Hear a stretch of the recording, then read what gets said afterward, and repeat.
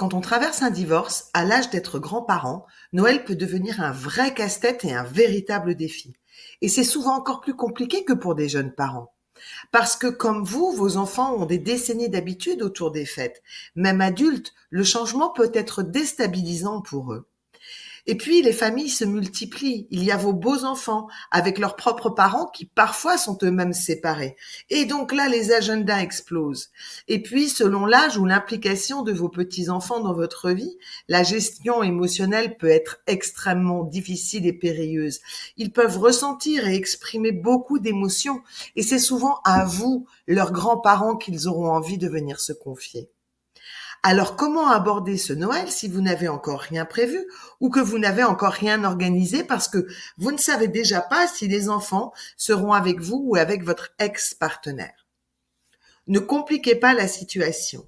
Fixez une date à un moment où tout le monde sera disponible. Même si c'est en janvier, le moment n'en sera que plus qualitatif et puis vous ferez peut-être des affaires avec les soldes pour Noël ou encore vous deviendrez la superstar des cadeaux pouvant offrir ce qui n'aura pas été déposé au pied du sapin par les autres Pères Noël. En revanche, si vous vous trouvez dans cette situation, ne vous isolez pas.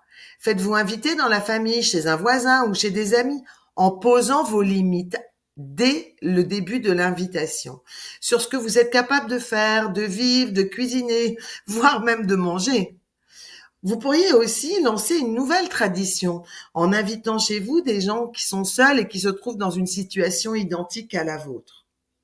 Et puis, mon troisième conseil est d'essayer de faire la trêve des confiseurs. Les tribunaux sont fermés, les avocats sont en vacances et donc il ne se passera rien du tout pendant cette période. Vous pouvez tranquillement ranger votre dossier pour tout ce moment des fêtes et prendre l'engagement de ne plus parler de la séparation pendant les 15 prochains jours. Pour profiter, pour trouver des activités qui vont vous faire du bien et surtout qui vont vous ramener une meilleure énergie. Et si finalement le réveillon se passe chez vous, vous pouvez complètement expliquer à vos enfants que cette année, faute de ressources, de finances et surtout d'énergie, vous allez les simplifier.